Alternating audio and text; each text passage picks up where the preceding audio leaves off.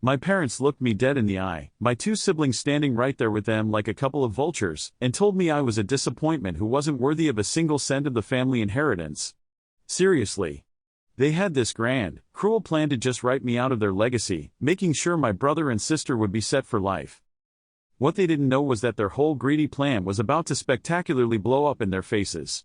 It wasn't just going to fail, it was going to be the very thing that caused their complete financial and social ruin. And the real kicker? I was the one holding all the cards. This is the story of how their own toxicity became their undoing. For as long as I can remember, my family had a cast of characters. My parents were the directors, my older brother, David, was the golden boy, and my younger sister, Chloe, was the precious princess. And me? I was the scapegoat. The invisible one. Growing up, it was this constant, quiet emotional beatdown. My achievements got a "that's nice, dear," while David's "be on a report card" was framed and Chloe's participation trophy was treated like an Olympic medal. This kind of favoritism just poisons everything, and it created this deep resentment that I just learned to swallow. It's a weird thing, feeling like a ghost in your own house, knowing that your worth is always being measured and always coming up short. And that stuff sticks with you, you know? It's subtle, but it just eats away at you, leaving you with a ton of anxiety and this constant feeling that you're just not good enough. Our family's pride and joy was a local construction business, Generations Build Company, that my grandpa started. My parents ran it, and it was basically their entire identity. Dinners were always filled with talk of legacy and passing the torch. But when they talked about it, they only ever saw two pairs of hands reaching for it, David's and Chloe's. They were groomed for leadership, while I was pushed toward more suitable, less ambitious jobs. "You're just not cut out for this business, Alex," my father would say, not in a mean way, but with this soul-crushing finality. The real turning point, though, the moment that quiet injustice turned into a roar, happened on my 25th birthday. I was home for dinner and I overheard a conversation I was never meant to hear. My parents were in the study with their lawyer, talking about a new trust. It would liquidate certain assets and transfer the company to David and Chloe when they retired. My name wasn't just left out, there was a whole clause in the document specifically disinheriting me, citing my so-called lack of contribution and divergent path. Hearing those words, so cold and legal, was the final straw. They weren't just playing favorites anymore, they were actively trying to erase me from the family's future. That was it. That night, I was done trying to get their approval. I decided I was going to build my own future, one they could never touch. So, I moved to a city a few hours away and, emotionally, I went no contact. I'd answer the odd text, just to keep a faint pulse on things, but I poured every ounce of my energy into my own work. My divergent path was in sustainable urban development, a field my father loved to call tree-hugging nonsense. I got a small business loan, a tiny office, and for 2 years, I worked with a focus that was borderline obsessive. My company, Nexus Innovations, started small, just helping developers use green tech. It was an absolute grind, fueled by cheap coffee and the memory of my father's dismissive voice. Meanwhile, back home, Generations Build Company was being run straight into the ground. David, now a VP, loved flashy, high-risk projects that almost never paid off. Chloe, handling the finances, had a bit of a spending problem she tried to pass off as brand marketing. They were living this ridiculously lavish life on the company's dying profits, and my parents were just beaming with pride. They'd call me every now and then, their voices just dripping with pity. "How's that little project of yours going, Alex?" my mother would ask. "Are you managing to pay your rent?" I'd just say, "I'm doing okay," and leave it at that. And that arrogance?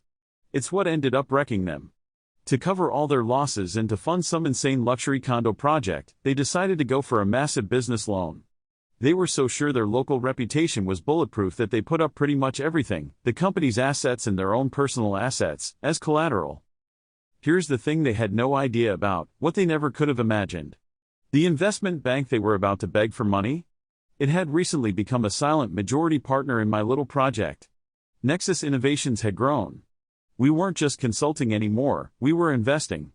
And we had become a key player in vetting regional development loans for that exact bank. My family was about to walk into a boardroom to ask for a lifeline, and I was the one who would decide whether to throw it. The final showdown happened, of all places, at a huge family dinner to celebrate their upcoming expansion. The whole thing was just an exercise in pure arrogance. My father stood up to give a toast about the bright future of the company under David and Chloe. Then, he looked right at me. In front of everyone, he announced their decision. "We've had to make some difficult choices to secure the company's future," he said, his voice all firm. "And that means ensuring it remains in the hands of those who have invested their lives in it. Alex, we love you, but we have officially removed you from the inheritance. It's for the best." The room went silent. My siblings just looked smug. I just nodded, took a sip of my water, and said, "I understand." A week later, they had their meeting with the bank. I was there, sitting quietly in the corner next to the bank's senior loan officer, a guy named Mr. Harrison who was a huge supporter of my work. My family walked in, saw me, and just looked confused, then annoyed. My father demanded, "What are you doing here, Alex?" Mr. Harrison answered for me. "Alex is here as a primary consultant. Nexus Innovations vets all major development proposals for us in this region." You could literally see the color drain from their faces. Their presentation was a total disaster. The numbers were a mess, their projections were complete fantasy. Mr. Harrison was polite, but direct. "Based on your company's current financial instability and the high-risk nature of this project, we cannot approve this loan.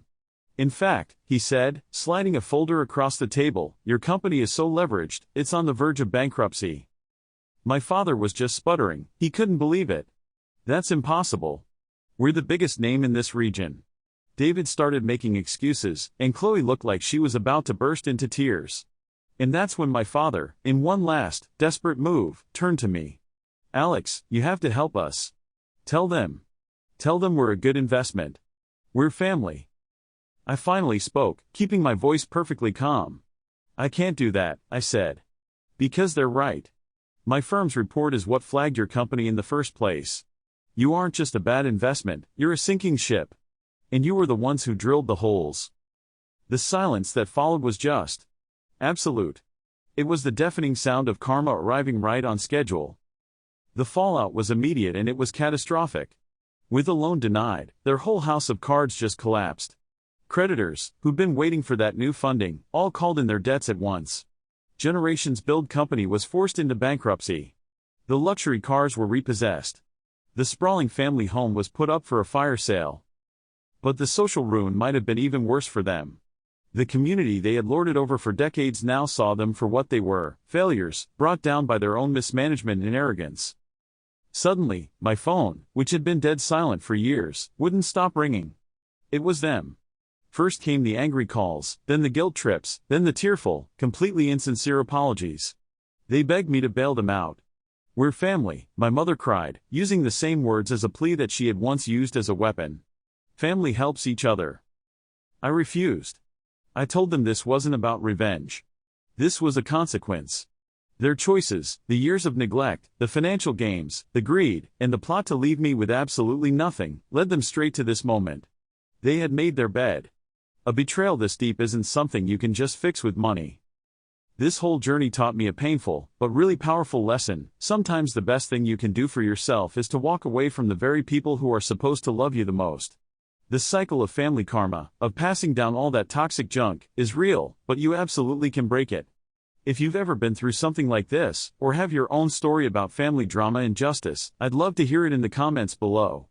I really do read every one of them. And if this story hit home for you, don't forget to like and subscribe for more stories.